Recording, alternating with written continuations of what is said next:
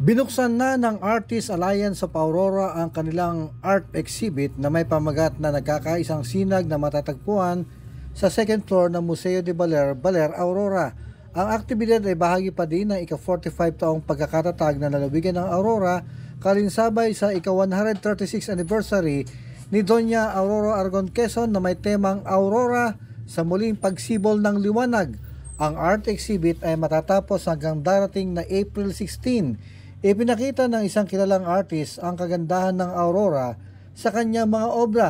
Sa panayam kay international artist Vincent Gonzalez, ang obra ay yari sa oil painting na teknik na empasto na ang ibig sabihin ay makakapal ang pahid. Ang mga lugar ng painting ay sa Amper Beach sa bayan ng Dipakulaw, Digisit sa Barangay Sabali at Sabangan sa Barangay Buhangin sa Baler, Aurora.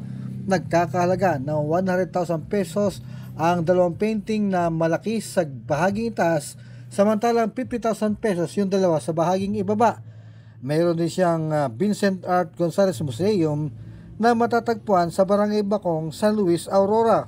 Ang kanyang mga obra ay naidala na din sa mga bansa ng Germany, London, USA, France, Belgium, Switzerland, Rome, Austria, Netherlands, Thailand, Vietnam at sa Pilipinas. Ang kanyang bagong obra ay matatagpuan ngayon sa Museo de Baler.